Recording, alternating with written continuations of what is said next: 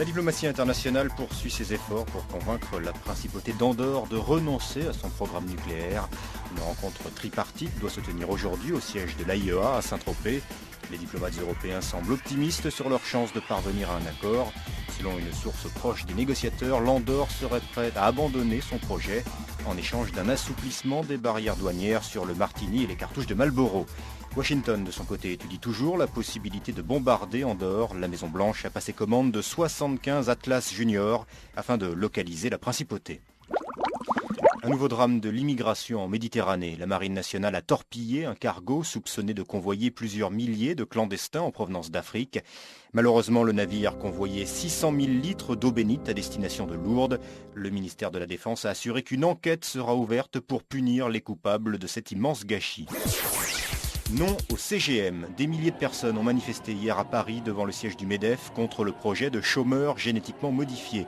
Ils ont été rejoints par le collectif des sans-papiers qui dénonce la programmation génétique des chômeurs.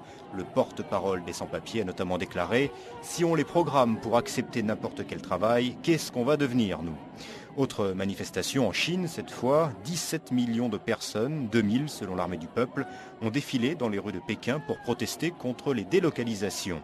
Avec Levi's hier, cela fait 3 usines de vêtements qui quittent la Chine pour aller s'installer en Corée du Nord, où les coûts de production sont bien inférieurs. La crise au Proche-Orient avec cette réunion aujourd'hui du quintet de réconciliation.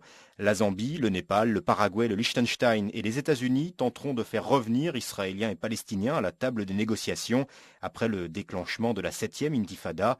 Pari difficile si l'on en croit le représentant zambien qui aurait déclaré « Moi, je m'en fous, j'ai plus que 2 semaines à tirer, après je passe la main au Mozambique ».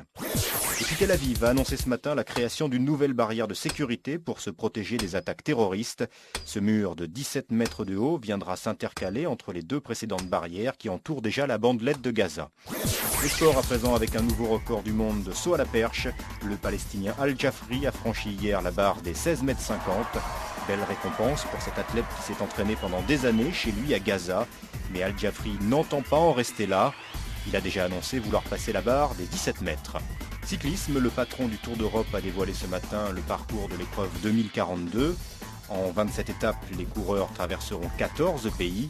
Départ de France le 28 juin pour le prologue Strasbourg-Varsovie. Un tour que les organisateurs ont voulu placer sous le signe de la lutte contre le dopage.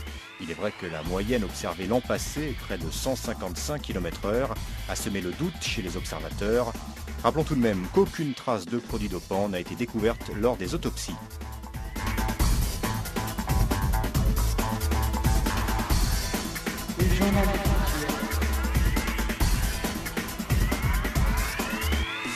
La bourse vous est présentée par les missiles Thales.